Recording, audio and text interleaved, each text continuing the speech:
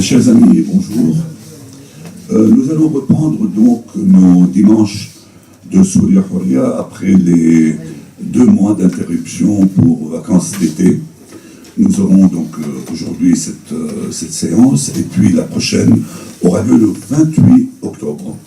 Le 28 octobre, et puis j'espère que celle d'après aura lieu aussi le dernier dimanche du mois de novembre. Nous arrêterons en décembre, mais nous reprendrons dès janvier 2019. Aujourd'hui, nous allons parler de ce livre qui vient de paraître aux éditions Classique Garnier, écrit libre de Syrie, la Révolution à la guerre, et qui consiste en un recueil de textes écrits par des Syriens en arabe et traduits en français par Marianne Babu. Un livre qui a été coordonné par Franck Mermier, avec la participation, comme j'ai dit, d'écrivains, certains écrivains, il y a des noms connus, d'écrivains, d'analystes, d'intellectuels, mais aussi de personnages complètement inconnus qui témoignent d'une expérience de la révolution et de la guerre en Syrie.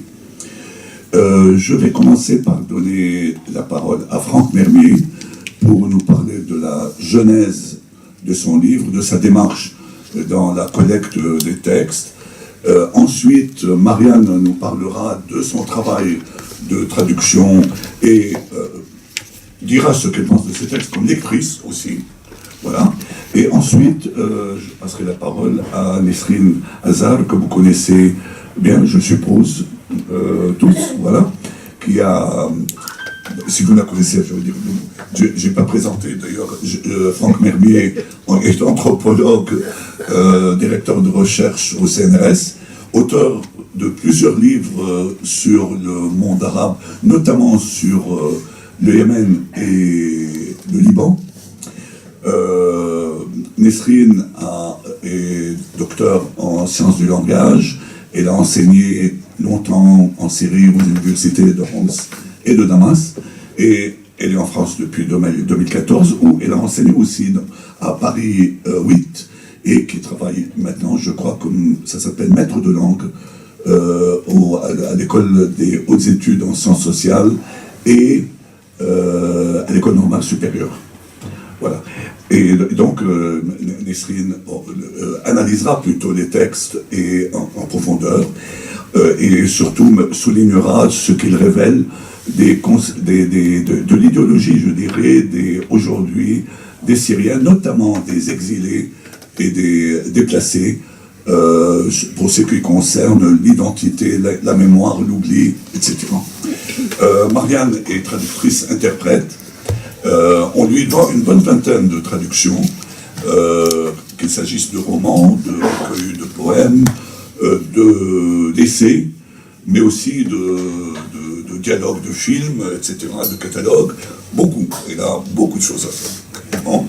Et elle nous dira donc maintenant comment elle a lu, elle, le livre en tant que traductrice et en tant que simple lectrice. C'est à toi, cher Franck.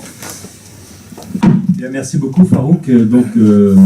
Ah oui, j'ajoute aussi, si je peux me permettre, que Marianne Babu a traduit aussi avec Nathalie Bontemps le premier livre traduit en français de Yassine Al-Haj Saleh, Récit d'une Syrie oubliée, qui était paru aux Prairies ordinaires.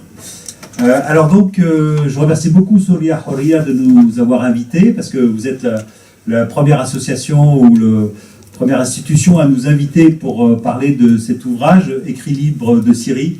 C'est un projet qui a commencé il y a 2 ans, et donc ça prend beaucoup de temps, parce qu'en plus j'avais un projet parallèle qui est sorti en même temps, qui est paru en même temps au Classique Garnier, qui s'intitule Yémen, écrire la guerre, qui est aussi du même principe, qui part du même principe, c'est de choisir des auteurs yéménites, comme ici des auteurs syriens, pour relater leurs conflits et aussi différents types d'écriture.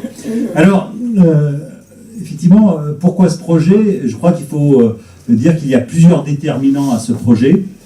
D'abord, tout simplement, le fait que je m'intéresse en tant qu'anthropologue, travaillant aussi sur les sociétés du monde arabe, je m'intéresse beaucoup à la question de la traduction, et presque, je dirais, à la dimension politique de la traduction, mais aussi scientifique, évidemment. Et donc, quel est le constat qu'on peut faire aujourd'hui en France? Certes, et notamment grâce à Farouk Mardambe, directeur de la collection Sindbad, la France se situe vraiment en tête des pays occidentaux pour la traduction de l'arabe, mais ce qui est traduit, c'est essentiellement des romans. Alors je vous ai préparé quelques petits chiffres, mais je ne vais pas vous écraser avec ça, simplement pour dire qu'en 2009, le marché éditorial français, la part des traductions de l'arabe dans le marché éditorial français restée extrêmement minoritaire et représentait en 2009 que 0,64%, donc 0,6, des œuvres traduites publiées en France. Donc 0,6 des œuvres traduites publiées en France. Et qu'est-ce qu'on traduit? Principalement de la littérature. Et puis, où est-ce qu'on traduit ça? Qui publie? Principalement Sindbad et de chez Actes Sud. Et puis, la proportion d'ouvrages, par exemple, publiés par des grands éditeurs comme Gallimard ou Le Seuil, représente à peu près 8 ou 10% des ouvrages traduits. Alors, c'est intéressant de remarquer que aussi, mais je ne vais pas m'étendre là-dessus, mais simplement pour montrer quelle est aussi la perception de ces traductions, c'est que pour beaucoup, les romans deviennent aussi des textes documentaires, en fait, sur les sociétés.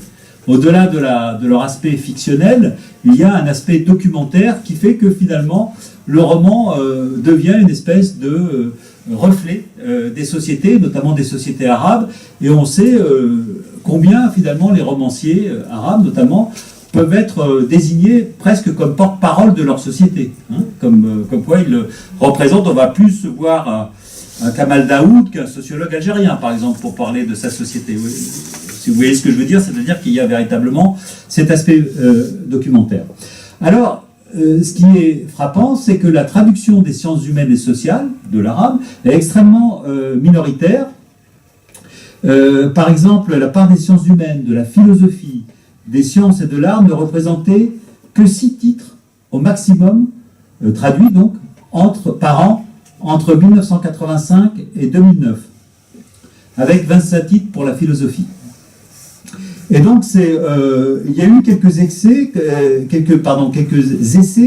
de pallier cette faiblesse en termes de traduction, notamment avec la collection qui a été créée à la découverte qui s'appelait Texte à l'appui, Islam et société, en 95, mais dans les années 90, pardon, au début des années 90, mais on voit bien que les ouvrages qui étaient choisis, c'était des ouvrages qui parlaient en fait fondamentalement de l'islam, hein, notamment le livre de Hussein Amin, le livre du musulman désemparé, Fouad Zakaria, laïcité ou islamisme. On voit bien que à l'époque, ce qui véritablement occupait les esprits, c'était la question de l'islam et de la réforme de l'islam aussi, avec notamment en 94 Ali Abdelrazek, l'islam et les fondements du pouvoir, ou des textes de Mohamed, du philosophe marocain Mohamed Abd Jabri, notamment la raison politique en islam, etc., etc. Et en fait, cette collection a disparu. Et donc aujourd'hui, à la découverte, il n'y a plus de traduction de l'arabe. Ensuite, il y a eu évidemment les efforts faits chez Sindbad également pour traduire des essais de sciences sociales, de sciences humaines venant de l'arabe. Mais là aussi, pour des raisons liées à l'état du marché éditorial, là aussi, le nombre est assez faible de ces ouvrages qui ont été traduits parce que aussi, évidemment, les coûts de traduction coûtent cher et leur diffusion est assez limitée sur le marché français. Donc, constat que j'ai fait, c'est que tout un pan de la production scientifique arabe, ou de la production en termes d'essais ou de sciences sociales, est largement ignoré, ou seulement accessible aux quelques rares spécialistes européens, arabisants, donc qui connaissent l'arabe, et qui sont en fait concernés par les seules références utiles à leur discipline. On aurait pu, par exemple, demander, comme pour le cas de l'Égypte avec les premiers khedives, hein, Mohamed Ali, etc., à ceux qui apprenaient l'arabe, qui devenaient arabisants, finalement de traduire un texte de l'arabe vers le français, comme ça avait été fait avec les étudiants égyptiens qui ont été envoyés en Europe et qui devaient traduire eux-mêmes des textes français ou d'autres langues. Et en fait, on s'aperçoit qu'il y a très peu d'auteurs traduits par même les arabisants, sinon ce qui concerne leur spécialité. Pourtant, la valeur scientifique et culturelle de certaines de ces recherches sont très importantes, mériteraient d'être connues et connues, et d'autant plus que la traduction de ces textes aussi permettrait au débat scientifique, mais aussi politique, d'être enrichi, hein, par justement des points de vue originaux, singuliers, en situation, qui viennent de personnes sur le terrain et qui ont leur propre paradigme aussi du savoir, leur propre vision de voir, de manière de voir. Et qui sont en prise avec les questionnements propres à leur société. D'où l'intérêt de la traduction vers le français ou vers les langues occidentales. Alors, il ne faut pas non plus avoir une vision totalement irénique, c'est-à-dire pourquoi on ne traduit pas, etc. Il y a peu de choses traduites, il y a aussi des réalités très importantes à signaler, c'est la situation aussi des sciences sociales dans le monde arabe. Certes, on ne peut pas opérer là de généralisation, puisque le Maroc, c'est pas la Syrie, l'Égypte, c'est pas le Qatar, etc. Chaque société a ses modes de production particuliers, a son univers académique particulier. Mais on voit bien que entre le Maroc, où finalement il y a eu toute une tradition marocaine en anthropologie qui s'est créée, hein, avec des textes très importants, qu'ils soient en arabe ou en français, et la Syrie, où sous le régime assadien, il y avait le terme même d'enquête en sciences sociales ne pouvait pas exister, puisque les enquêtes n'étaient faites que par les mabahes ou les mukhabarat. On voit bien qu'il y a là un gouffre où justement la production de ce type de travail, d'essais, etc., a presque été impossible dans le domaine syrien. On a par exemple très peu de travaux sociologiques dans le domaine syrien en arabe durant, à l'époque des deux Assad. Donc il y a aussi ces questions aussi d'accès au terrain qui fait que dans certains pays, finalement, on a plus de sources que dans d'autres. Hein. Et même en Égypte, par exemple, l'accès aux sources est extrêmement limité. On a, par exemple, un collègue historien, Khaled Fahmi, qui nous a expliqué combien même l'accès aux archives est extrêmement contrôlé pour même les chercheurs locaux. Hein. Donc pas seulement pour les chercheurs étrangers. Alors, qu'est-ce qui est aussi important avec ce projet? C'est de rappeler, avec cet ouvrage sur la Syrie, mais aussi l'ouvrage sur le Yémen, qu'il existe une résistance civile en Syrie, toujours mobilisée, contre le régime d'Al-Assad, qu'il existe des intellectuels et des pensées critiques, hein, porteurs de revendications de leur révolution, et qui ne sont pas inféodés à des puissances régionales, et qui continuent leur travail d'élucidation, d'analyse, de témoignage, pour contrer le régime de fausse vérité des pouvoirs en place. Donc ça, c'était un des objectifs, certes premiers, dans ce projet. Alors évidemment, pour le faire, je pourrais dire que cet ouvrage, c'est un peu une anthologie arbitraire des écrits syriens, puisque c'est moi qui les ai choisis, certes avec l'aide de mes amis syriens qui ont pu me conseiller, hein, bien entendu, mais ça reste une anthologie arbitraire. Évidemment, ça ne reflète que la partie immergée de l'iceberg, et certainement on pourra en faire encore d'autres ouvrages. Mais ce qui est intéressant, parce que ça a donné lieu à un travail de défrichage de ce qui a été publié, d'autant plus que la production éditoriale arabe n'est pas toujours facilement accessible. On n'a pas, par exemple, de revues littéraires qui donneraient, ou de revues de sciences sociales qui donneraient un éclairage sur tout ce qui se publie dans le monde arabe, ou même sur la Syrie. Et donc, un des recours à cela, ça a été finalement le recours à des revues à diffusion pan-arabe, ou une revue syrienne aussi, et qui permettent finalement d'avoir déjà un filtre, et qui permettent aussi d'avoir... c'est un moyen de saisir aussi, à travers ces revues, les problématiques les plus actuelles et les manières de les considérer qui sont importantes. Alors, je vais les citer très brièvement. Il y a d'abord, bien sûr, Al-Jumhuriyya, c'est la République. Cumhuriyet la République, c'est un site qui a été créé en Turquie par des intellectuels syriens, des journalistes syriens qui sont exilés, et notamment Yassine Soueha qui dirige le site, mais aussi Yassine Haj Saleh et d'autres, et Yad Abdallah, etc. Et donc, c'est qui est ici présent. Et donc, ce site, Al-Cumhuriyet, a été véritablement, m'a fourni énormément de textes de qualité pour cet ouvrage.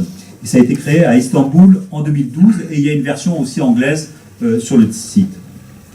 Une autre revue aussi qui m'a beaucoup inspiré, qui a été une source, c'est Al-Kalamoun, c'est une revue libanaise, trimestrielle, qui a malheureusement disparu en 2016, confrontée à des difficultés financières, et dont j'ai tiré notamment des textes très très beaux et très intéressants de Omar Kaddour, notre collègue, notre ami syrien, écrivain qui est réfugié en France.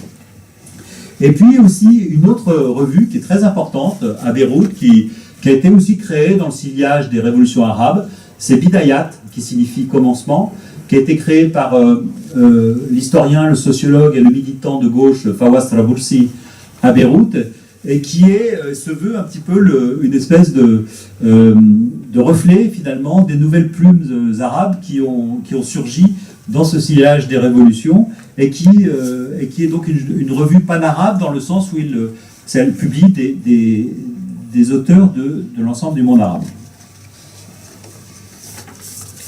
Alors on peut dire que ces revues, il y en a d'autres bien sûr, parce qu'il y a aussi d'autres revues qui ont été sollicitées ou d'autres sites, constituent des espaces culturels et politiques particulièrement précieux dans un monde arabe qui est aussi déchiré par des polarisations politiques, communautaires, etc. Elle relaie une pensée critique et des formes d'expression alternatives qui sont portées par une jeune génération d'intellectuels, et j'espère que cet ouvrage, justement, en est le reflet en langue française. Alors, la question de la traduction, je vous l'ai dit, c'est à la fois scientifique, c'est à la fois politique, et puis ça apporte, la traduction aussi, une reconnaissance, évidemment. Être traduit, c'est être connu aussi. C'est un objectif sous-jacent de reconnaissance.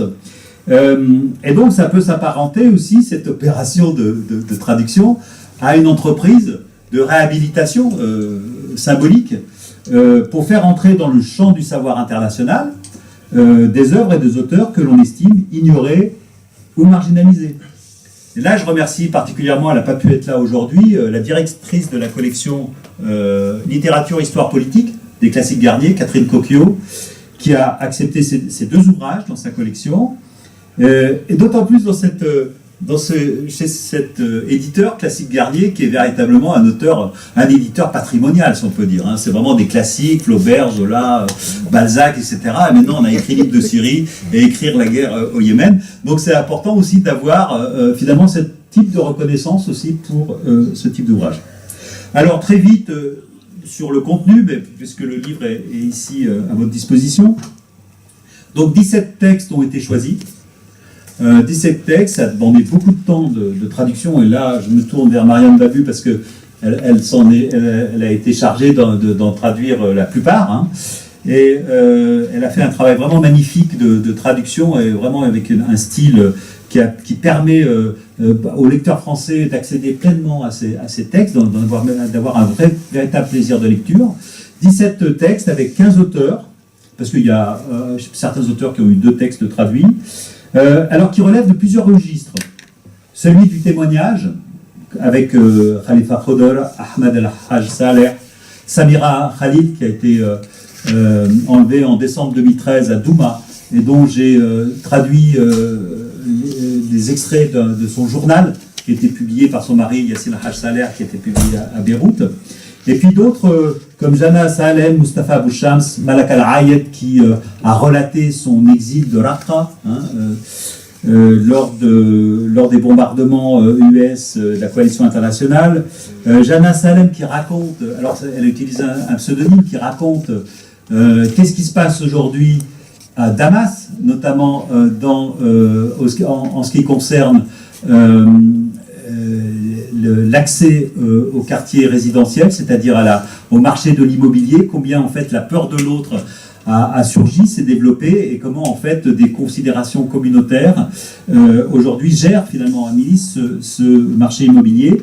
Et puis on a aussi un autre registre, c'est celui de l'analyse, notamment sur l'émergence de Daesh avec Sabr Darwish, sur les transformations du discours d'Al-Qaïda en Syrie avec Ahmed Abazaïd, sur Omar Khadour, sur la question qui m'a beaucoup intéressé, le titre de son article s'appelle « Du caractère non citadin de la révolution syrienne », de Hoshang aussi, qui est un Kurde, j'allais dire un Kurde dissident, puisque là, son article justement est sur le PKK et sur les liens avec son homologue syrien, hein, et donc on montre combien ces liens sont étroits. Et puis, notre analyse sur la question de la communauté alaouite de Iyad Abdallah, ici présent. Et puis aussi, parce qu'il fallait un petit peu suivre l'actualité, juste avant de boucler, si on peut dire, toutes ces traductions.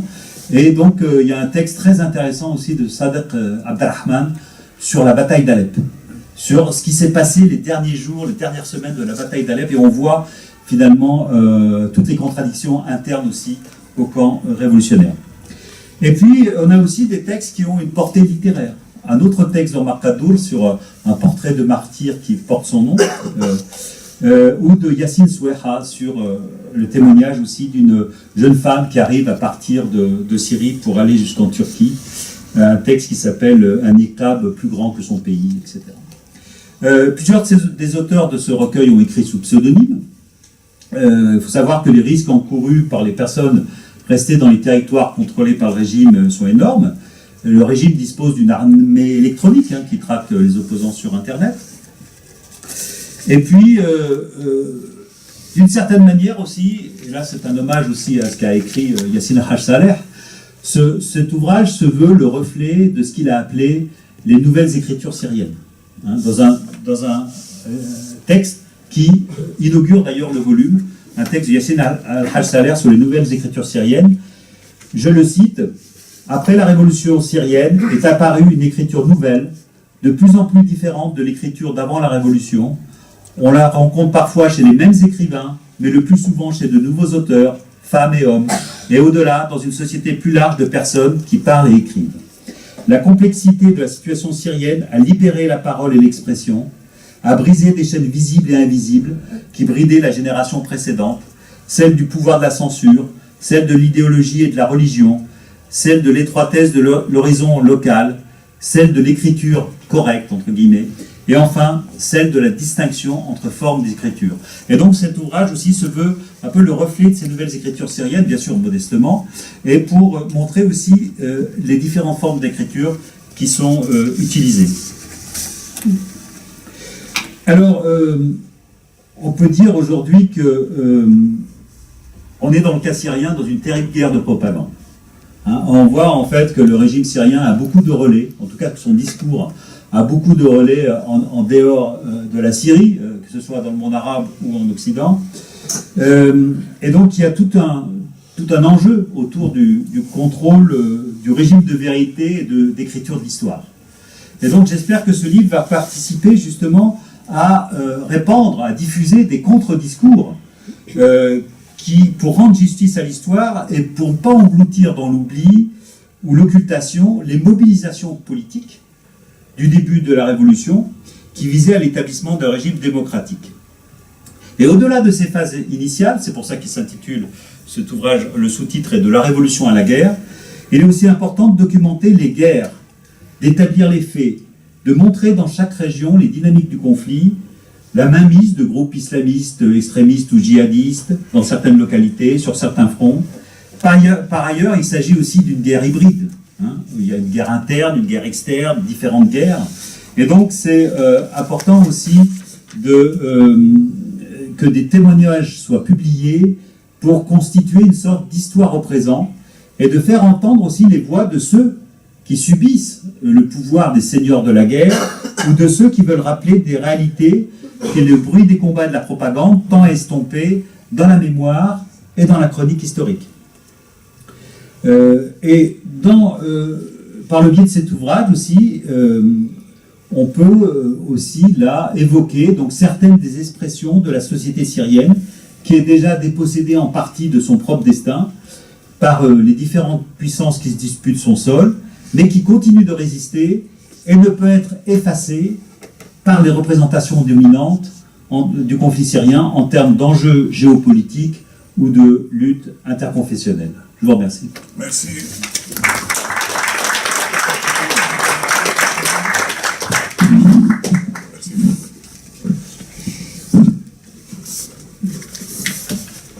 Bonjour.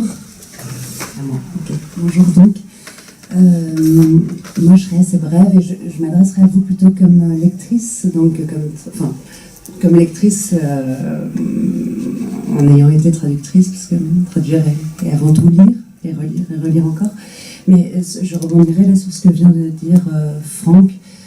Moi, ce que j'ai vécu dans la traduction, dans le travail et la lecture de cet ouvrage comme élément vraiment extrêmement intéressant et enrichissant, c'est en effet cette pluralité, cette polyphonie des expériences, des mises en récit, du récit de soi, du récit de l'autre, de l'analyse aussi, puisqu'on a vraiment des formes, des registres d'écriture extrêmement différents dans ce livre.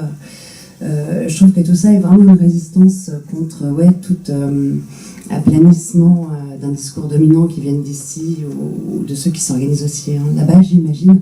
Mais moi, comme lectrice, ça m'a vraiment appris énormément sur la Syrie, que je connais comme on peut connaître ce pays quand on vient de France et que voilà, et qu'on a des sources médiatiques, des sources amicales, mais que les choses se résument très très difficilement. Donc je pense que la situation là-bas est vraiment extrêmement compliquée à saisir.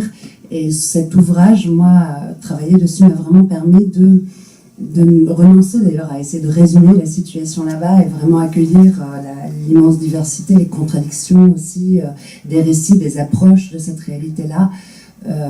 En termes de regard politique, moi j'ai été marquée par exemple par, j'ai pas le nom pardon, des auteurs en tête, mais par exemple le texte de Khalifa al-Khotar, c'est comme ça qu'on dit, témoignage d'un combattant de la brigade de Tawhid, qui est donc une brigade islamiste, et qui l'humour dont il pouvait faire preuve dans son récit est quelque chose qui contredit ce qui peut être. Moi, j'en suis à peu près, je suis à peu près immunisée contre la lourdeur des clichés, mais je pense que beaucoup de lecteurs en France ont une image, n'est-ce pas, de l'islamisme comme quelque chose qui exclut à l'évidence toute possibilité d'humour dans le discours, dans le récit.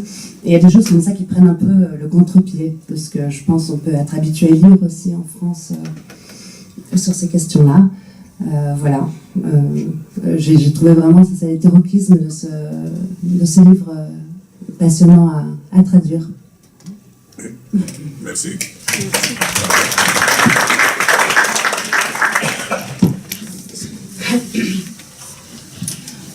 Je voudrais tout d'abord remercier, je vais commencer avec Marianne, je suis un peu partielle, puis je parle de Franck.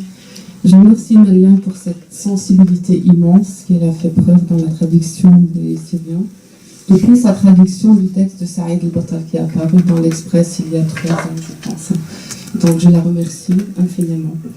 Je remercie Franck, je remercie Catherine Kokio qui n'est pas présente et qui a accepté d'éditer ce livre. Moi, j'aimerais dire à quel point j'avais le froid au dos quand j'ai relu un peu ces textes-là, que j'avais lus auparavant, quand ils ont apparu.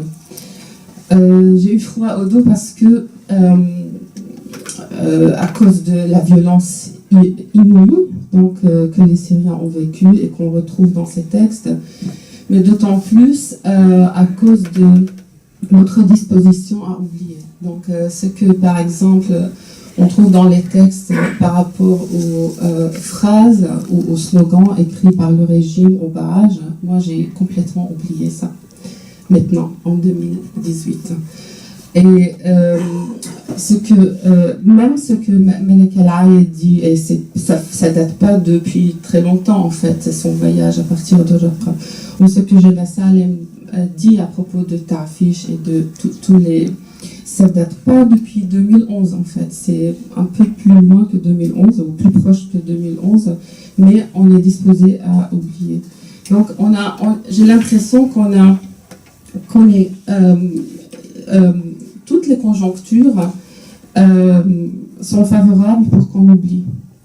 Une amnésie collective totale à cause d'un travail studieux que le régime fait. Je ne sais pas s'il le fait consciemment ou inconsciemment, mais ça se fait, ça se travaille. Je ne sais pas si vous êtes passionné par les feuilletons de Ramadan, par exemple.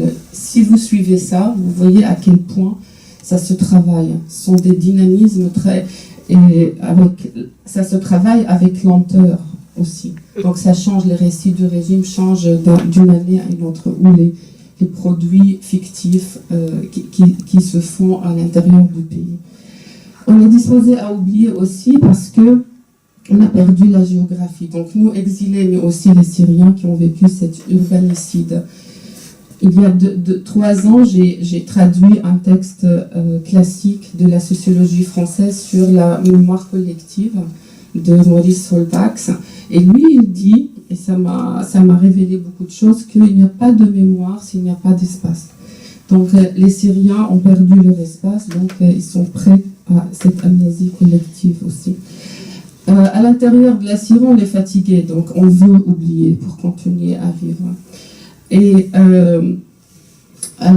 parfois on est déçu, en défaite, mais aussi on a un peu honte de notre naïveté de départ, donc on veut oublier ça et on nie en fait consciemment ou inconsciemment nos positions de départ. Donc tout est là. Et à part la fatigue et tout ça, et la géographie, les enjeux politiques joués par le régime, il y a les changements de position politique aussi des gens. Donc il y a des gens qui changent, comment ils disent les Algériens, ils changent la veste un peu. Donc tout ça, dans ce sens-là, ce travail m'a paru très précieux parce que ça reflète des perceptions et des consciences inactu, synchroniques, et qui sont exposées ici dans le livre diachroniquement, avec une certaine diachronie ou chronologie des événements. Donc on a besoin de ces perceptions inactu, comment on sentait les choses synchroniquement à un moment donné. Voilà. Une chose très importante, donc je fais pas d'analyse profonde, c'est juste ce qui m'a paru très important dans ce livre. Donc Franck, il a parlé de la traduction dans ce sens technique, de politique, de traduction et tout ça. Mais moi, j'aimerais bien parler de la traduction dans un sens métaphorique aussi. Donc faire circuler une interprétation très subtile et nuancée des événements par les Syriens. Donc c'est pas seulement les révolutionnaires chevronnés, et ce n'est pas les moalates ou les pro-régimes chevronnés. Donc il y a des nuances aussi. Ce qu'on voit chez Jenna Salem, c'est pas donc il n'y a pas une réclamation politique très nette, mais ça parle aussi comment les Syriens vivent leur quotidien et tout ça. Donc dans ce sens, la traduction comme reconnaissance, comme interprétation, comme représentativité, c'est très important. J'aimerais bien aussi parler du potentiel en sens social. Donc Franck l'a déjà bien dit par rapport à la situation des sens sociaux dans le monde arabe. Mais pour moi, donc, ce type d'ouvrage porte un potentiel énorme et de matériel pour des chercheurs. Donc il y a l'observation de première main, les chroniques, les témoignages et tout ça. Donc des acteurs qui analysent eux-mêmes leur vécu. Mais au-delà de ça, moi je pense que le potentiel aussi est théorique. Donc moi je me pose actuellement cette question. Qu'est-ce que signifie une écriture scientifique en sens social ou en psychologie ou en politique, ou observer avec la neutralité bienveillante à cette ère catastrophique. Donc dans ce sens-là, c'est une nouvelle écriture. Si on veut emprunter le terme de Yassine Hachsar.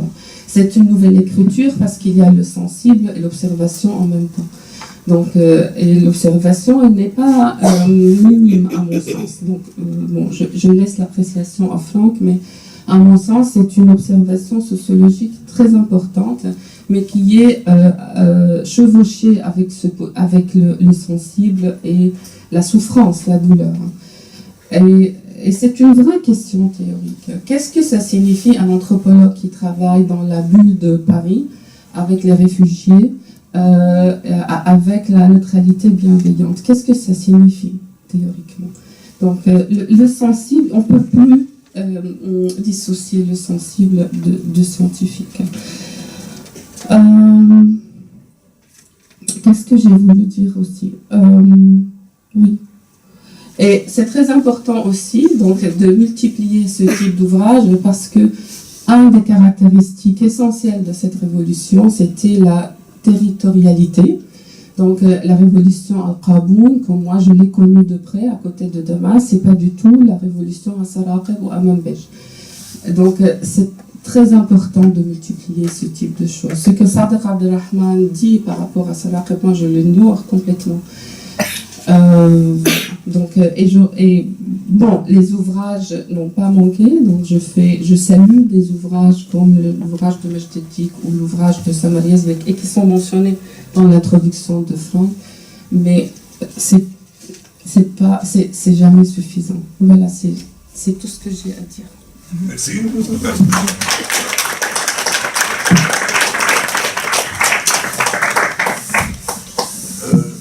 Je voudrais ajouter 2-3 choses à ce qui vient d'être dit. C'est un peu sur l'importance de ce genre d'ouvrage qu'il faut multiplier, à mon avis, parce qu'on est dans un moment où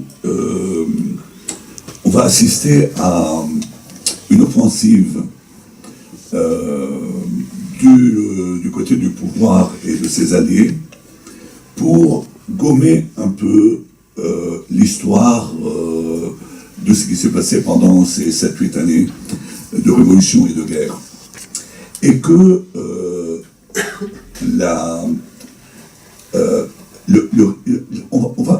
il faut vraiment, on est dans un moment où il y aura une lutte féroce entre les deux récits, si vous voulez, entre le récit fabriqué par le pouvoir et le récit véritable, le récit de ce qui s'est vraiment passé durant ces années. Bien sûr, on dispose d'une documentation énorme, à la fois il y a eu des écrits, il y a eu des films, il y a des photos, il y a tout cela, mais l'oubli fait son travail aussi, et on le sent dans certaines opinions publiques. C'est-à-dire, aujourd'hui, c'est pas évident que l'opinion publique française regarde la Syrie et s'occupe de ce qui vient de Syrie, comme c'était le cas en 2011, 2012, 2013. Mais quand on parlait à l'époque de prisonniers, par exemple, bon, ça pouvait mobiliser beaucoup plus de gens que maintenant, alors que maintenant, on sait que ces prisonniers ont été liquidés par milliers dans les prisons. Mais il n'y a pas de mouvement. Bon, d'où la nécessité, à mon avis, de multiplier ce genre de... Bon, il faut écrire, il faut parler. Et l'histoire orale va occuper une place extrêmement importante. Il y a beaucoup de... ce qui m'a plu surtout dans le livre, c'était justement de textes, des témoignages. C'était pas des... On ne peut pas dire que c'était des gens, des paysans pauvres qui ont écrit. Mais c'était des gens dont le nom n'était pas connu comme des écrivains, et qui ont là produit des textes parfois très poignants et très bien écrits, même sur le plan littéraire. Bon, à ce propos, bon, moi je ne connaissais pas Malak al-Aed, par exemple. J'ai lu son texte ici sur la sortie de Raqqa, et puis il se fait que ces 2 dernières semaines, il y a eu 2 textes publiés dans Jumhuriya, encore sur Raqqa, qui sont absolument formidables. Bon, de cette Malak al-Aed, et que d'ailleurs, ceux qui disent arabe, je vous invite à les lire parce qu'ils sont vraiment formidables. Bon, un d'ailleurs qui a été repris par notre ami Khalil sur Facebook. Enfin, bon, c'est le grand titre, si vous voulez, de la période qui va commencer, avec des choses qui échappent pratiquement à tout le monde sur le terrain. On ne sait pas ce qui va se passer, qu'est-ce qui se passe entre Russes et Turcs, qu'est-ce qui va y avoir entre les Iraniens et les Russes, entre les Russes et les Israéliens, etc. Bon, mais nous, ce qu'on a à faire, c'est vraiment de parler, de dire, d'écrire, et de ne pas laisser l'espace, de ne pas évacuer cet espace et le laisser s'occuper, comme on le voit parfois à la radio, à la télévision en France, par des sbires du régime. Voilà ce que je voulais ajouter. Et la parole est à vous si vous voulez poser des questions ou intervenir à propos de ce qui vient d'être dit. Il y a un micro ici.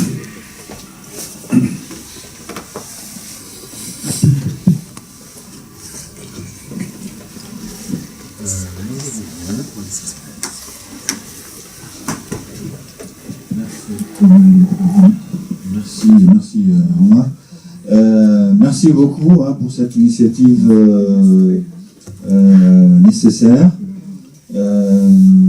Et merci à tous les intervenants.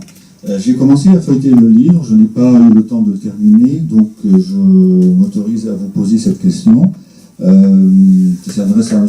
Franck Lé.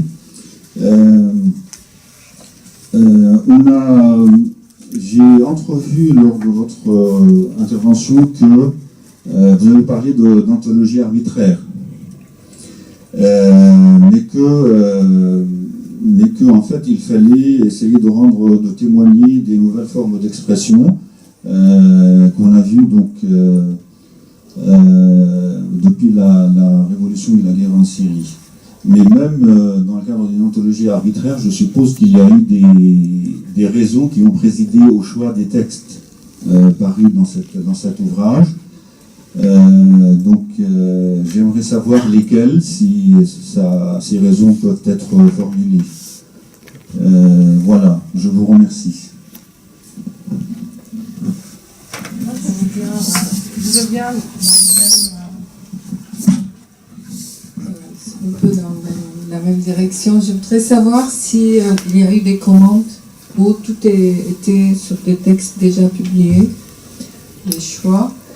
Et je voudrais savoir par rapport au titre, est-ce que les participants ils ont participé à cette décision, ils étaient au courant que le titre va être de la révolution à la guerre, et parce que pour moi ça pose un petit problème. J'aimerais bien savoir comment il a été décidé le titre. Merci pour ces questions qui me permettent peut-être de préciser justement la question de l'anthologie arbitraire. En fait, je reprenais un titre d'un ouvrage de poésie sur la poésie française, c'était l'anthologie arbitraire de la poésie, c'est-à-dire sur le fait que finalement par rapport à un océan de textes, évidemment c'est aussi le subjectif qui joue. Alors là, il y a eu plusieurs éléments qui ont joué. D'abord, ma sensibilité d'anthropologue. Donc, effectivement, j'ai choisi des textes qui me parlaient, qui me parlaient dans le sens où je pensais que ça donnait des grilles de lecture, des explications sur des réalités syriennes, hein, notamment, par exemple, comme le texte de Omar Kaddour sur le caractère non citadin de la révolution syrienne, puisque moi-même j'ai travaillé sur la question des villes. Sur la question de l'expression, effectivement, le texte de Yassine Haj-Saleh sur les nouvelles écritures syriennes s'imposait comme pour montrer dans quel cadre. Alors évidemment, tous les textes peuvent être contestés, hein.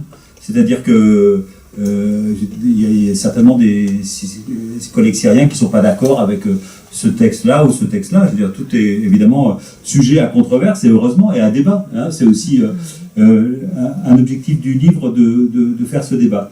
Alors, juste pour quelle raison? Donc, il y a une raison, donc qualité des textes, je veux dire, c'est assez banal, mais c'est quand même important. C'est-à-dire, pourquoi qualité des textes? Ça a l'air banal, mais simplement parce qu'on s'adresse à un public qui va être francophone, français. Donc, il faut quand même qu'il y ait, entre le texte arabe, la traduction et sa réception, il faut quand même qu'il y ait au moins l'anticipation d'une réception par rapport à ces textes.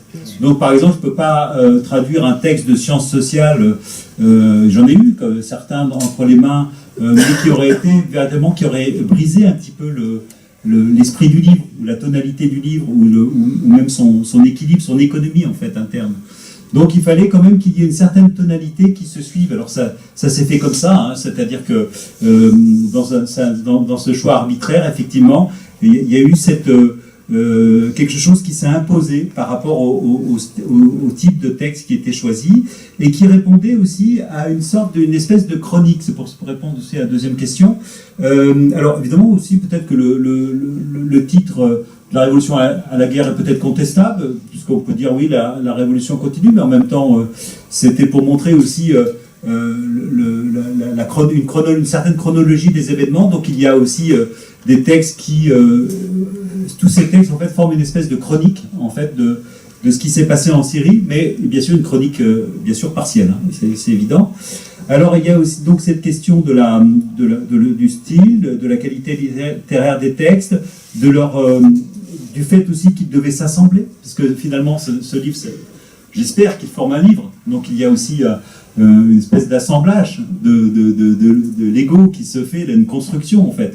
C'est une construction qui s'est faite par mes choix en fait. Ensuite, il y a la question aussi d'avoir une certaine, j'allais pas dire répartition équilibrée des régions, c'était impossible. C'était complètement impossible. Par exemple, à part le texte de Samira Khalil, par exemple sur les derniers événements de Douma, j'avais rien, par exemple, très peu de choses. Il y avait sur d'autres régions aussi, j'avais presque rien, notamment sur le sud, etc. Donc il fallait quand même qu'il y ait une certaine répartition, d'où le fait d'avoir choisi par exemple cette longue chronique de Salah Qeb. D'abord parce que c'est la région d'Idlib aussi, mais parce que aussi ça montrait finalement comment s'est déroulé tous ces événements depuis la Révolution jusqu'à l'éclatement des fronts dans cette région, à travers aussi des témoignages des habitants. Et puis il y a aussi des éléments qui étaient importants par rapport au lecteur. Par exemple, pourquoi avoir choisi un texte finalement un texte sur Al-Nusra, la question de la transformation du discours d'Al-Qaïda en Syrie, c'est un texte finalement sur Al-Nusra. Et donc ce texte-là était important parce que justement ça montre quelle est son emprise, quel est son lien avec la révolution, quel est son discours, comment il se transforme, quelles sont ses différentes positions et quelles sont ses logiques. Donc ça c'est important. De la même façon, le texte sur Daesh de Sabah Darwish aussi permet de rendre compte de comment ce phénomène a été étudié, perçu, et comment on pouvait en rendre compte à l'époque lors de son émergence. Donc je pense que c'était aussi à la fois des textes qui étaient importants du fait de cette polarisation finalement du lectorat, enfin disons extérieur occidental sur la question du terrorisme, mais aussi qui montraient une autre façon de voir ces phénomènes à travers des regards syriens, mais qui peuvent être, comme je l'ai dit, qui n'empêchent pas une hétérogénéité de regard évidemment. Alors, j'ai contacté tous les auteurs, hein, tous les auteurs leur a demandé évidemment la permission de traduire leurs textes. En général, bon, plutôt ils ont accepté. Et puis, c'est vrai que l'écrit libre de Syrie, ça s'est imposé sur moi. D'abord, c'était pas un projet collectif dans le sens où ces personnes ne se connaissent pas tous, hein, comme pour le Yémen. La plupart des gens, ils habitent certains au Caire, d'autres au Yémen, etc. Donc, c'était vraiment mon projet d'une certaine façon. C'est mon projet. Et puis, d'autres projets, puisqu'en fait, on était plusieurs avec Marianne Babu, mais c'était aussi, ça m'avait été imposé comme une espèce d'écho, écrit libre de Syrie, par rapport à ce qu'avait écrit Yassine Haj Saler sur les nouvelles écritures syriennes. C'est-à-dire des écrits qui finalement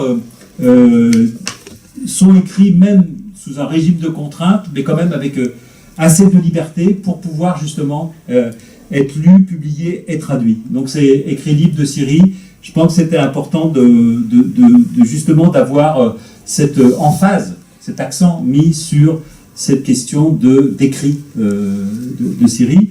Alors évidemment, comme tout titre, hein, pour ceux qui ont été confrontés à la publication d'un ouvrage, en général, on passe par différentes phases, différents titres, etc. On les annule au fur et à mesure, on supprime, on dit qu'est-ce que c'est nul, mon Dieu. Et puis finalement, celui-là s'est imposé. Alors évidemment, il vaut ce qu'il vaut, évidemment, il peut être remis en question.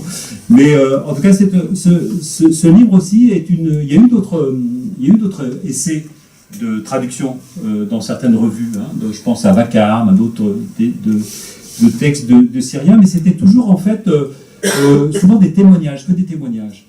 Et là, ce que j'ai voulu justement dans cet ouvrage, c'est qu'il y ait des textes, j'allais dire pas seulement de témoignages, mais aussi d'analyse.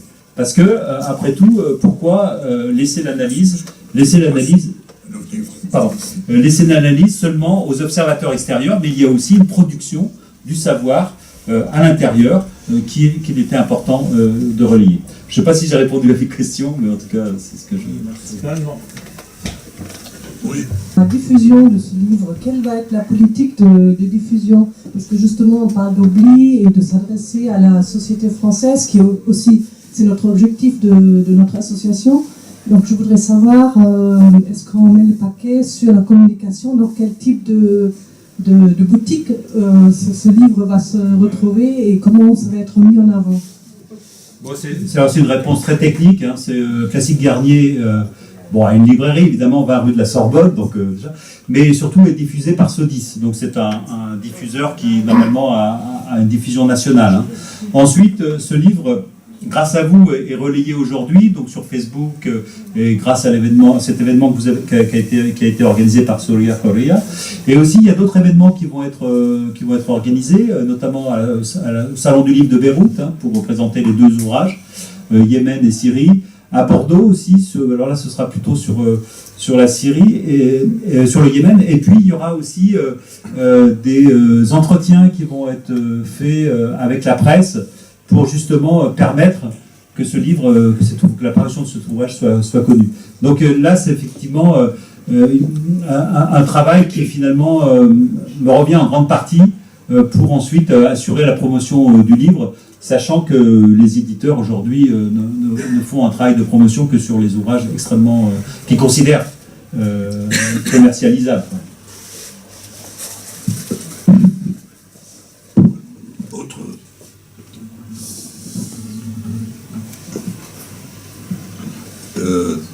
Ici, Marc. Oui. Il y a une question ici.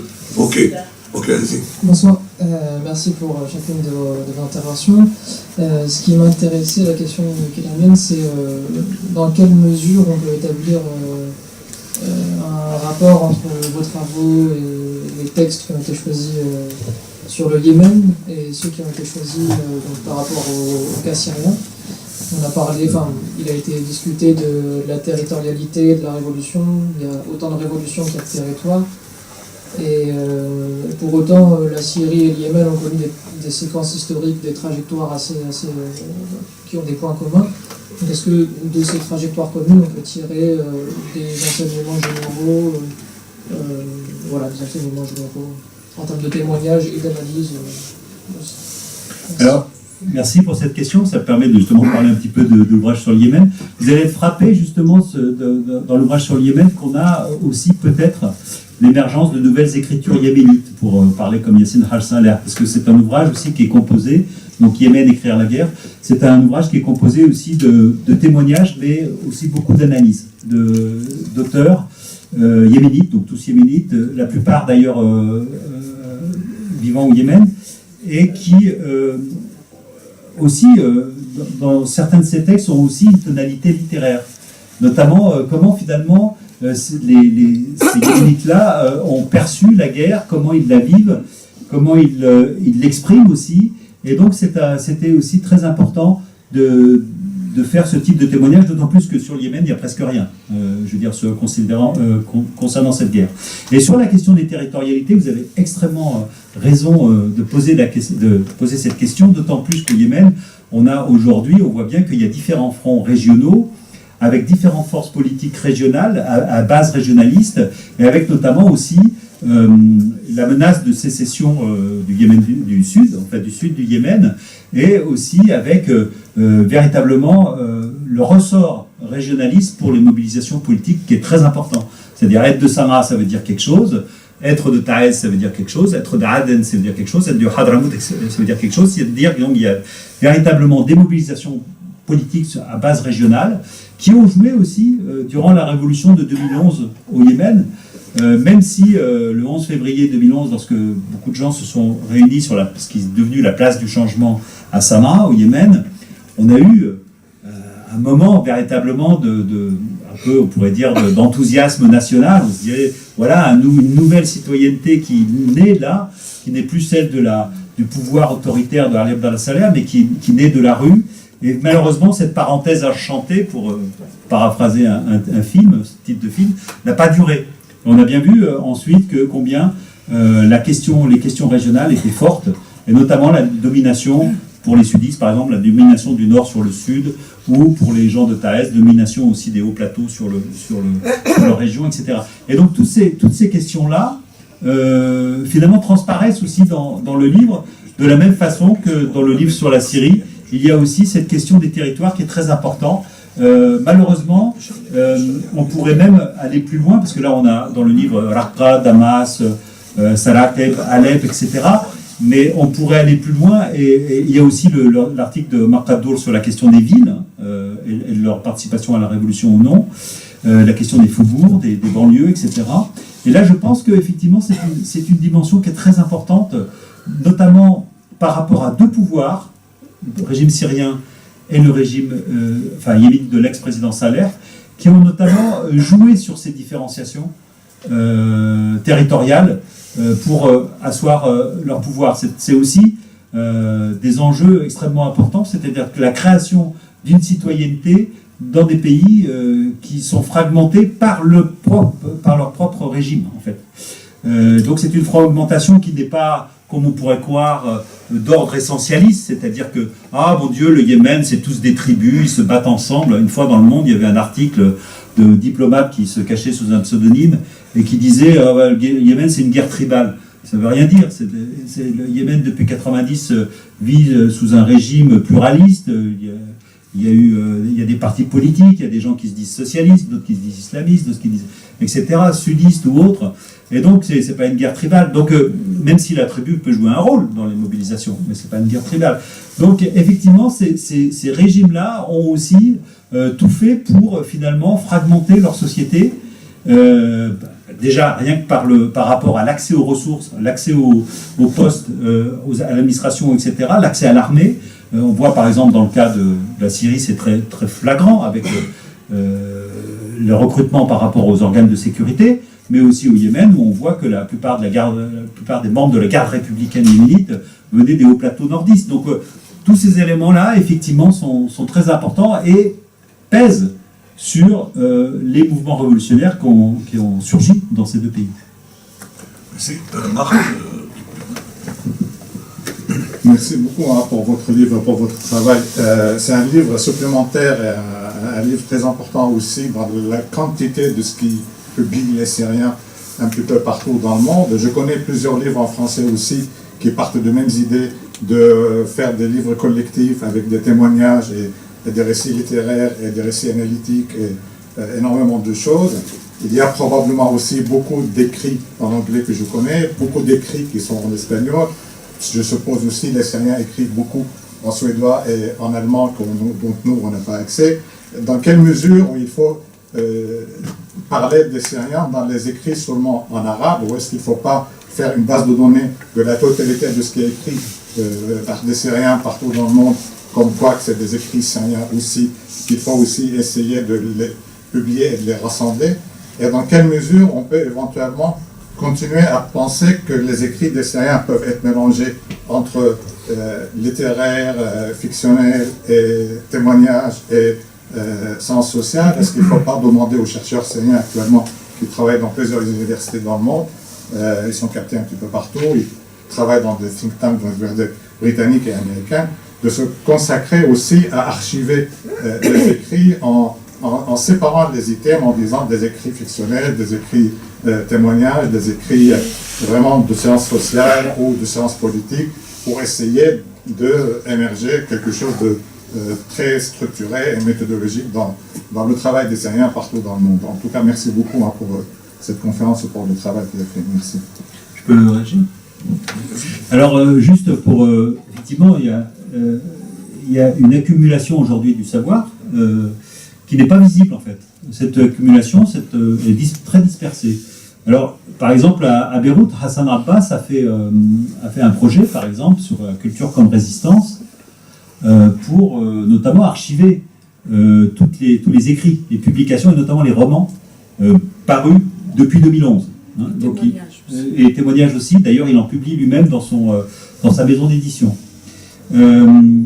Et puis, il y a aussi, par exemple, à Istanbul, chez Safhat, Pages, la librairie, là, il y a eu une maison d'édition qui a commencé à publier aussi des témoignages. Il y a maintenant le Markaz Haramoun aussi qui publie des études, etc. Il est vrai, mais pour l'instant, ce qui était important, c'est de voir comment ces études peuvent passer en français. Hein, pour donc donner en fait aussi une image autre de ce qui est publié, puisqu'on a vu aussi tout à l'heure combien la fiction est importante dans ce qui est traduit en français de l'arabe. Et puis, il y a aussi aujourd'hui des initiatives d'universitaires, notamment allemands, français, etc., pour recenser ce qui se publie aussi en Syrie et en exil, hein, je veux dire en Syrie et ailleurs qu'en Syrie. Je dois dire aussi que, d'une certaine façon, puisque les Syriens ailleurs, ceux qui peuvent travailler et qui peuvent analyser leur société, ils ont créé leur propre centre de recherche. Il y en a plein de centres de recherche. Donc évidemment, ils n'ont pas besoin de nous pour travailler et pour faire ce qu'ils ont à faire, d'une certaine façon. Je crois que ce qu'il faut bien avoir en tête, c'est que ce projet-là, c'est pas pour pallier une insuffisance de ce qui s'est créé en Syrie, au contraire. C'est pour donner une image et une envie justement d'explorer de ce qui se publie sur ce qui se publie en Syrie. Et aussi, c'est un projet éditorial. Et donc un projet éditorial, il a sa propre logique, d'une certaine façon. Bien sûr, on pourrait dire, on va publier tout ce qui concerne la recherche en sciences sociales sur la Syrie. Mais ça, on a des collègues qui vont le faire, qui sont en train de le faire, des collègues français et syriens, d'ailleurs, à l'université française, qui sont en train de le faire et qui le font très bien. Mais là, il s'agit d'un projet éditorial, et je crois que dans une phase, comme l'a très bien dit Farouk, dans une phase où justement ce qui se joue, c'est une guerre entre plusieurs discours, c'est une guerre aussi sur l'établissement des faits, de l'histoire et des réalités. Et dans cette guerre-là, je crois qu'il faut faire feu de tout bois. Il faut faire feu de tout bois, et justement, les ouvrages académiques, en général, qui c'est qui les lit? C'est les gens qui sont dans les universités, dans les centres de recherche. Un ouvrage de sciences sociales, s'il arrive à être publié, à être lu par plus de 500 lecteurs, c'est déjà un exploit.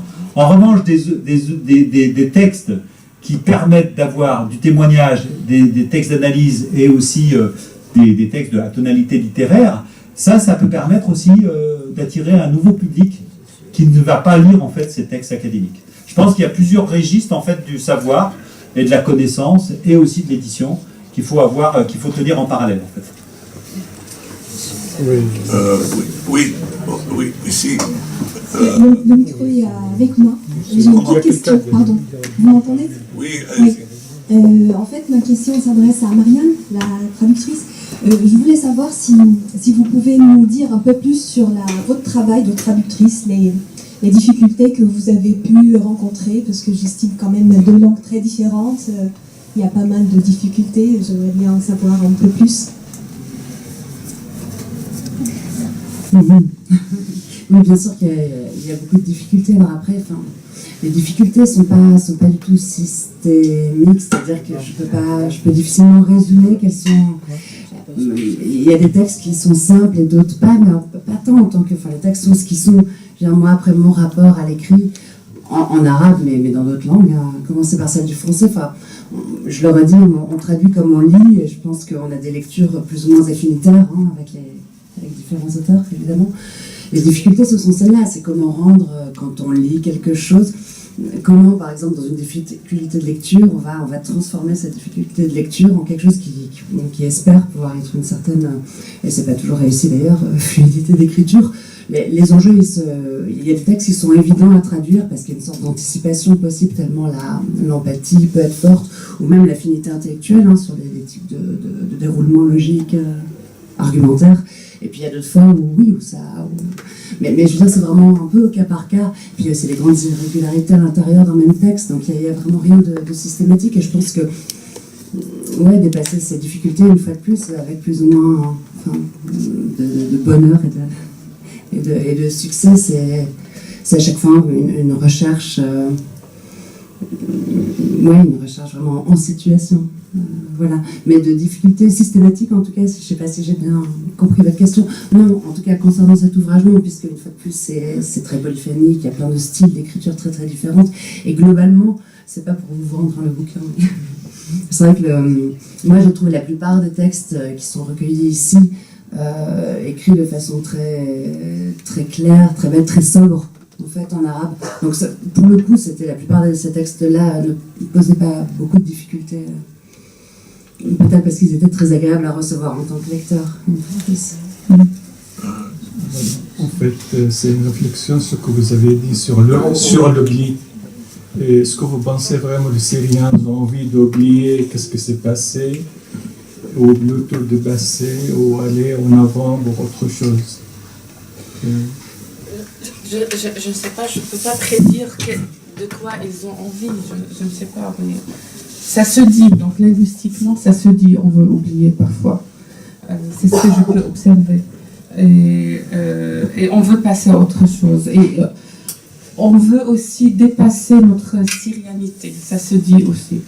Ça peut être très positif, c'est-à-dire avoir des pensées très universalistes par rapport à ce qui se passe et tout.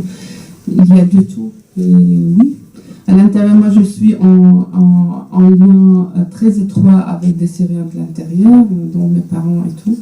Et je vois qu'il y a beaucoup de gens qui disent il faut qu'on oublie. À cause de quoi en fait? Qu'est-ce que vous... La fatigue surtout. Il y a une énorme fatigue. Voilà, donc, mais comment tout l'enjeu, alors, je pense que cet enjeu de mémoire est extrêmement difficile et compliqué. C'est-à-dire, il y a deux types de mémoire. Il y a la mémoire émotionnelle, il y a la mémoire factuelle. Qu'est-ce qu'on garde et comment séparer les deux? Donc, il ne faut pas négliger la mémoire émotionnelle.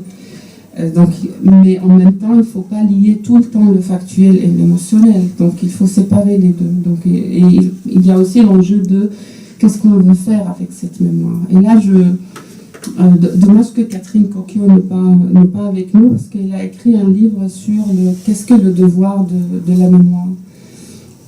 Est-ce qu'il faut procéder à un travail muséographique de ce qui s'est passé, ou tirer de leçons? Comment faire pour tirer de leçons de cette mémoire? Tout ça, c'est extrêmement important. Donc moi, par exemple, à 2 mois après l'annonce de ces 1000 jeunes de Daraya qui sont morts, moi je pense un des devoirs de la mémoire, c'est pas seulement parler d'eux, mais parler de leurs valeurs. Donc faire une micro-histoire des idées pacifistes qui ont eu leur jeunesse à Daraya. Et faire, donc écrire l'histoire de ces gens, de leurs idées en circulation, quelles étaient leurs valeurs. Mais j'ai pas d'idée claire sur ça. Mais en fait, je pense que c'est difficile à oublier. Et je pense que c'est difficile à oublier déjà pour traverser la Syrie. Au moins 70% des villes qui sont détruites. Il suffit de se promener à Homs ou à Daraa ou le vieux ville la ville antique de Halab. C'est déjà là. Il y a aussi les multiples massacres. Mais je crois d'une autre façon, je pense que, à mon sens, le choc traumatique ne s'oublie pas. Ça, voilà, c'est ça. Mais je pense que de l'autre côté, il y a le pouvoir qui est criminel, mais il y a de l'autre côté où il y a un échec total de la révolution syrienne. C'est-à-dire, après 7 ans, à mon sens, déjà, la révolution a été trahie par les amis de la Syrie, parce que je vous donne un exemple. Les Américains, au début de la révolution, disent que c'est difficile d'entrer en Syrie et de la révolution militairement parce qu'il y a les Russes et les Chinois qui bloquent aux Nations Unies. Et actuellement, on trouve que les Américains sont en Syrie sans les Nations Unies. Quelle hypocrisie! Et en fait, d'autre part, une partie de la révolution syrienne sont joués comme démissionnaires. Déjà avec le MOC et le MON, la région de Daraa a été vendue 1 mois avant l'invasion russe au sud de la Syrie. Je pense tout ça pour un Syrien qui demande la liberté, la dignité et la justice sociale. Quand même, Et il y a autre chose aussi entre certains clans militaires qui sont, on dit que sont pour la révolution. Ils ont fait un combat virus à côté de Damas. Qu'est-ce qu'il attend? Ils sont en train de se massacrer et 10 km de Damas, le centre-ville de Damas, le pouvoir est en place. Quelle comédie! Tout ça, je pense, ça doit nous faire réfléchir. Écrit ça aussi, critiquer les gens qui ont dit on est révolutionnaires, on voulait ça, et avec leurs actes dans certaines régions, à Idlib ou à Daraa ou à Halab, ils ont refait le pouvoir qui est en place dans des zones libérées. Ils ont créé leur service militaire, ils ont créé tout ça. Je pense que ça nous fait réfléchir pour aller comment on peut aller dans une révolution, comment on peut aller vers la dignité et la liberté.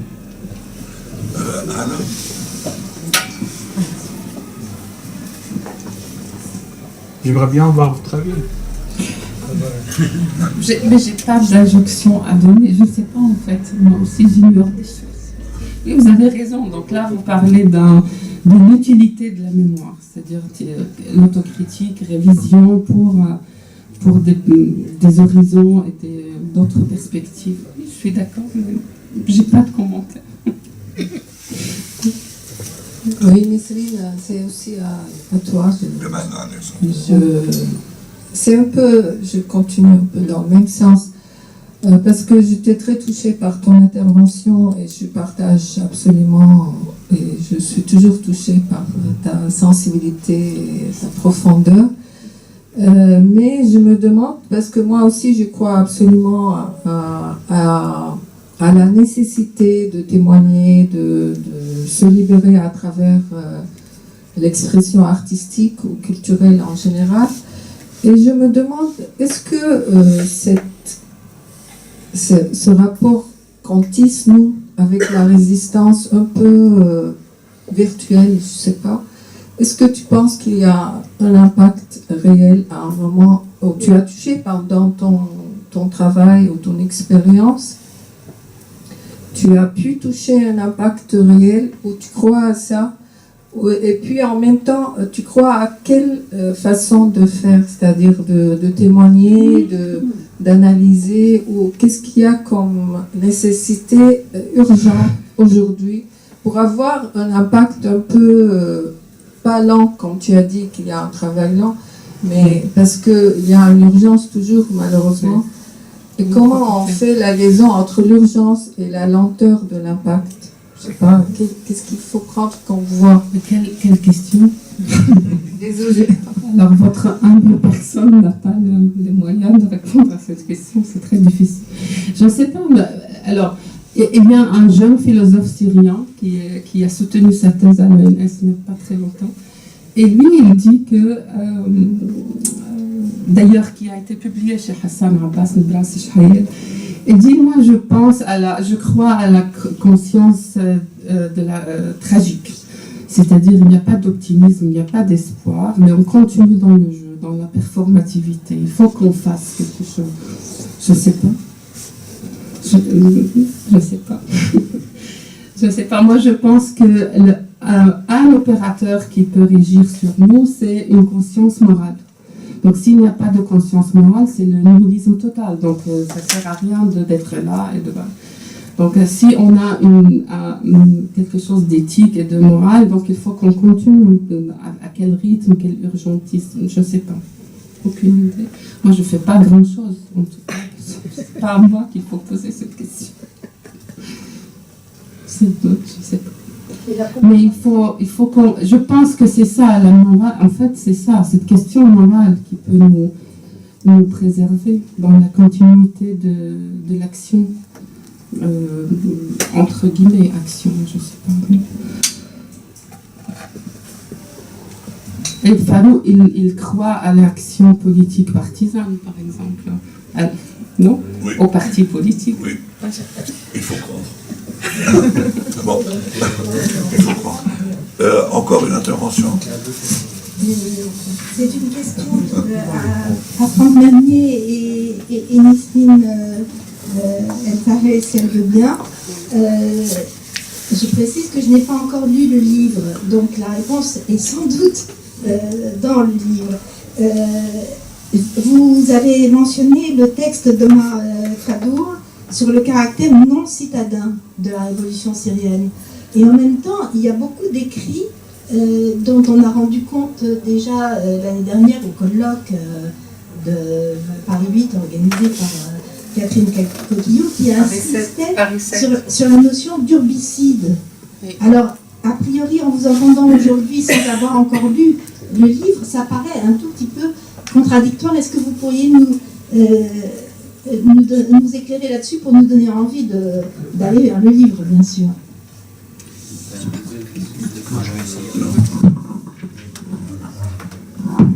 Alors, juste, je vais essayer de répondre, hein, parce que la question est complexe. D'abord, peut-être par la fin, c'est-à-dire que la notion d'urbicide, bon, ça a été créé à l'époque de Sarajevo, hein, par l'architecte, le maire, etc., par rapport à la guerre des Balkans, où il y avait Sarajevo qui était, avec son pluralisme, qui était détruit, en partie détruit, etc. Et donc c'est à partir de là que ce mot urbicide a fait florès. Hein. C'est une notion qui n'est pas véritablement... c'est détruire une société urbaine et ses manières de faire, tout ce qui fait société, quoi. Voilà. C'est à peu près ça. Bon. Alors, on peut l'employer, évidemment, par rapport au cas syrien, dans le sens où des sociétés ont complètement été détruites, massacrées, c'est-à-dire vidées de leur population, de leur tissu social. C'est vrai, mais en fait, c'est pas une notion très opérante, en fait, pour ma part, en tout cas. D'abord parce qu'elle renvoie à cette notion de pluralisme, dans le cas de Sarajevo, et puis, simplement, bon, une fois qu'on a dit ça, voilà, est-ce qu'on sait ce que c'est la ville? Est-ce qu'on sait comment organiser la ville en Syrie, ou les villes en Syrie, etc. Et c'est là le mérite de Omar Khadour, c'est justement, et ça, je vous assure que c'est ça. Le problème, c'est la question de la citadinité, de l'urbanité, etc. Et donc, c'était un problème aussi de traduction. Et donc, Anna Madiniya Thaura Souria, donc Madiniya, donc, que j'ai traduit par citadinité, j'aurais pu le traduire par urbanité. Pourquoi j'ai choisi citadinité? Parce que citadinité renvoie à la ville comme aussi sentiment d'appartenance, organisation sociale, et pas seulement l'urbanité comme la ville, un ensemble de pratiques urbaines, etc., des urbanistes. Bon, ça c'est un détail un petit peu technique, mais ce qui est intéressant, c'est ce que suggère justement Farouk, c'est qu'il y a tout un débat, notamment dans le monde arabe, sur la question de la ville. La ville, et on parle beaucoup de la ville comme lieu, en fait, d'éclosion d'une société civile, d'une modernité, etc. Et donc beaucoup, par exemple, de sociologues arabes dans le mi-temps des années 60 ont commencé à évoquer une notion qui est tout à fait propre, finalement, au monde arabe, qu'on ne retrouve pas en France, par exemple, ou en Europe. C'est la notion de ruralisation de la ville. Talif al-Madina. Et donc, ça veut dire quoi, Talif al-Madina, ruralisation de la ville? C'est-à-dire tous les aspects négatifs qui arrivent avec les ruraux qui viennent habiter la ville, c'est-à-dire le système clanique, l'absence de la non-reconnaissance de l'État et de ses lois, le conservatisme religieux aussi qui commence ensuite à se développer, et tout ça c'est Talif al-Madina, la ruralisation de la ville. Lorsque nous, en français, on va traduire ça par ruralisation de la ville, et c'est ça tout l'enjeu de la traduction, c'est ça qui est intéressant dans la traduction. Est-ce que le lecteur français va comprendre tout ça? Que ça veut dire ça, la ruralisation de la ville? Non, il va se dire, c'est des migrants qui arrivent en ville. À Paris, ça a toujours été habité par des migrants qui venaient, puis après les Savoyards devenaient parisiens, etc. Non, pas pour ça. Non, mais je veux dire, c'est que c'est pas... Excusez-moi, donc je parle français, on comprend bien que ce sont des ruraux avec toutes les conséquences que ça peut avoir. Oui, mais on n'a pas cette notion sociologique en français. C'est ça que je veux dire, c'est-à-dire que c'est devenu une notion sociologique en arabe, avec des ouvrages sociologiques, avec des chapitres, ruralisation de la ville. On l'a pas, on parle d'exode rural en France, et choses comme ça, mais on n'a pas cette notion-là. Donc, c'est-à-dire que, et on n'a pas non plus cet arrière-plan politique qui existe dans le monde arabe. D'où l'intérêt du texte d'Omar Khadour, que je vous invite à lire quand même, c'est sur le fait que comment se passe la révolution au moment où finalement, est-ce que les contestataires pouvaient se déployer sur les places publiques, ce que lui considère comme véritablement le symbole de la modernité, les places publiques où finalement c'est l'espace public qui gouverne et non plus les appartenances communautaires ou claniques ou tout ça. Et ben non, c'était difficile parce que c'était même impossible parce que le régime empêchait évidemment l'accès aux places. Et donc ils allaient, mais je ne vais pas déflorer totalement l'article, hein, mais simplement pour vous dire, ils allaient ensuite donc se réfugier ou manifester dans les périphéries, dans les faubourgs, où lui considère que c'était le moins urbain. Vous voyez, c'est cette dialectique-là qu'il explique dans son article. Après, on peut être d'accord ou pas, hein, mais c'est objet de débat. Ouais. Juste un commentaire par rapport aux manifestations de l'EB. Alors, ça, c'est la conscience tragique de l'histoire. Donc, il continue à se manifester. C'est extraordinaire, en fait, ce qui s'est passé avec l'EB. Voilà, c'est tout. Oui. Je peux faire une petite critique. Je crois qu'il manque une chronologie. Parce qu'il y a des textes. En feuilletant le livre, je ne l'ai pas eu longtemps dans les mains, mais en feuilletant, je me suis rendu compte qu'il y a des articles qu'il faut situer chronologiquement dans le cours des événements, et qu'une petite chronologie, pas très détaillée, mais en marquant vraiment les grandes dates, les dates fondamentales, c'était important. Et je voudrais dire un mot concernant l'histoire de la mémoire.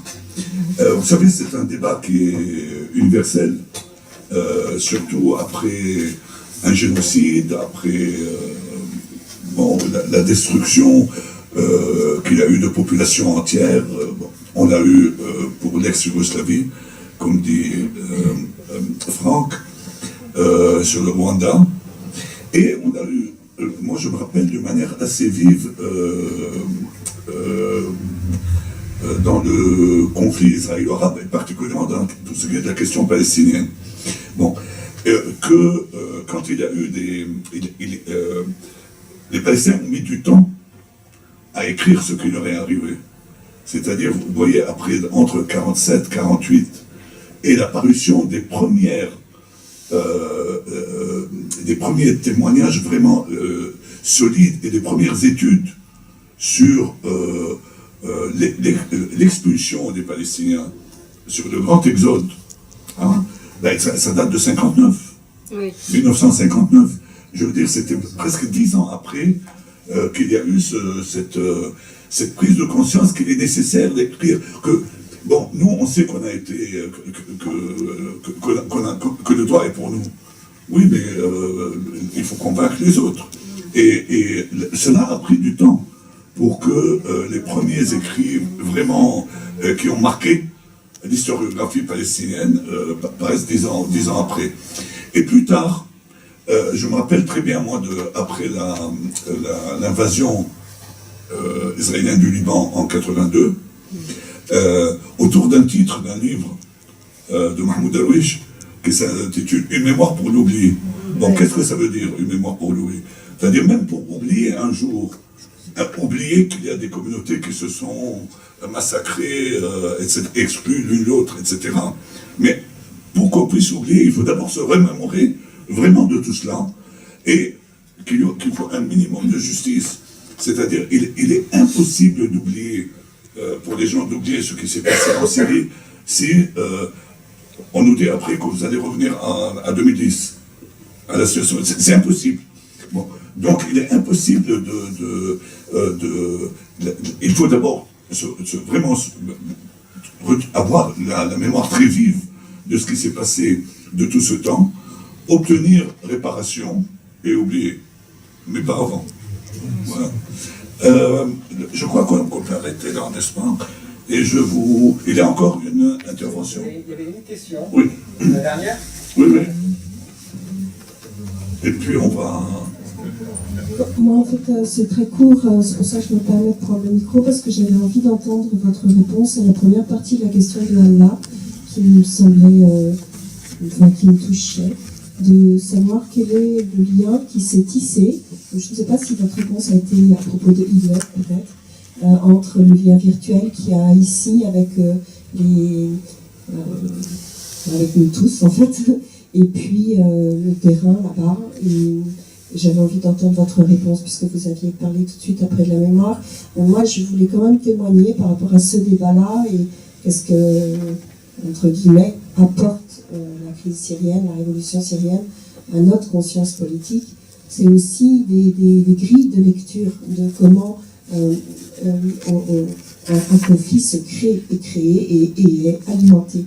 Et ce sont des grilles de lecture essentielles pour notre éveil politique. Mais bon, c'était ma remarque, et la première partie de la question de Hala, j'aurais adoré entendre votre réponse. Moi, ma réponse à moi, donc le lien qu'on tisse virtuellement avec des gens de... Dans les liens du terrain, je vois des gens qui sont là-bas, avec la présence de ceux qui sont à l'écoute ici.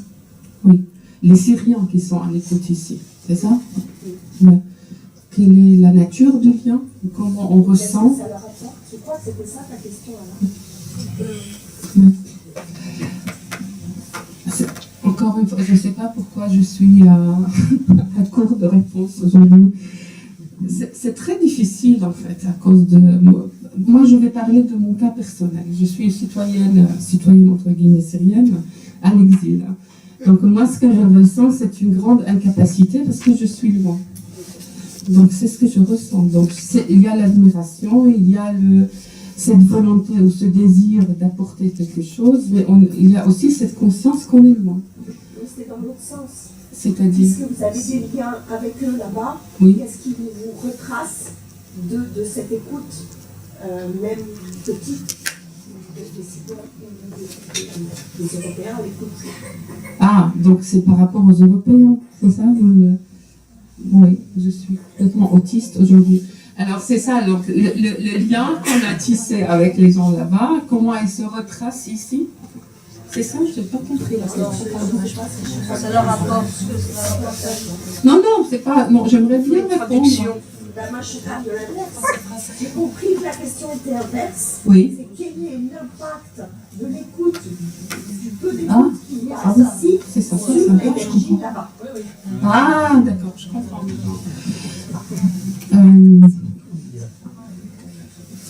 Encore une fois, c'est une question de traduction dans le sens métaphorique et représentation. Donc l'impact, c'est qu'il y a plus de représentation de cette révolution. Je vois les choses comme ça. Donc, tant que c'est écouté ici, donc tant que leurs voix sont écoutées ici, mais peut-être il y a d'autres choses, je ne sais pas. Mais le problème, c'est que tellement c'est... Oui, ça c'est une spécificité du cas syrien aussi, de cette question syrienne. Donc c'était surmédiatisé. Je ne sais pas s'ils croient toujours à leur représentativité à l'étranger parce qu'on les écoute ici. Je ne sais pas. Je ne sais pas. Bon, mais écoutez, merci à Franck Mermier, à Marianne Babu, à Nesrine Zahab. Merci à vous de votre présence. Et je vous invite à un buffet, à un verre de l'amitié au fond de la salle, à adhérer à l'association Souria Horia qui a besoin de vous. Mais vraiment, la cotisation est de 20 €. Et nous avons besoin de vous, pas pour les 20 €, franchement, mais parce que nous avons besoin, on ne peut pas faire le travail d'une association avec juste un bureau et un conseil d'administration. Il faut la participation des membres de cette association. Donc je vous invite vraiment à adhérer et à prendre contact avec le nouveau conseil pour voir ce que vous pouvez faire, vous, pour aider l'association à aller de l'avant. Merci beaucoup et je vous donne rendez-vous le 28 octobre. Et oui, le 28 octobre pour un nouveau dimanche de Souria Horia. Et vous avez le livre de Franck Mermier au fond. Et je lui ai dit qu'il pouvait le signer. Il dit c'est pas mon livre, c'est le livre des 17 auteurs, mais on lui fera signer quand même. Merci.